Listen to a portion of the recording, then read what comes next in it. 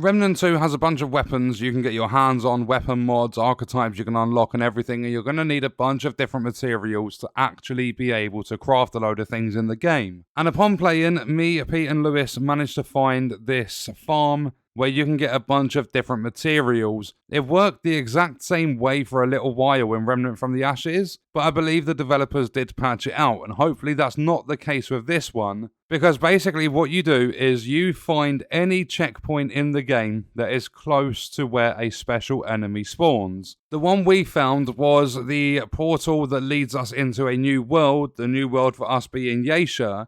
And all we do is go through the portal, we go into Yeisha by the checkpoint, then we just leave the checkpoint, we go back through the portal, and the special enemy is going to spawn right there in the labyrinth. And upon taking down this enemy, we are getting a load of scrap. I mean, it's between like 30 and 60 per kill. We are getting iron, we are getting luminite crystals, and we are getting some of the relic fragments, the ones that give you the extra buffs, like the weapon swap speed, the crit chance for your ranged, the melee crit chance and things like that. The very first one that dropped, because you're not guaranteed to get all materials from a single run, it will typically give you like scrap and luminite crystal, or scrap and iron, or scrap and a fragment. It's not going to do them all in a single run. I mean, there's probably a chance that it could, but typically you'll get some scrap and one of the items. But the first relic fragment that dropped for me was a +4. It was my most powerful relic fragment so far in the game. And we were getting a little bit of iron, we were getting a bunch of luminite crystals, but every single kill on this special enemy was guaranteeing us at least some scrap and a luminite crystal. And luminite crystal is a really, really valuable resource in the game. And I believe the further into the game you are, so say like you've got a bunch of weapons that are way above like +5 and you're using different forms of iron, special enemies you find next to checkpoints will probably drop the resource you're going to need to do upgrades. So instead of being scrap and iron, it'll be like scrap and forged iron, or scrap and hardened iron, like whichever resource you're on.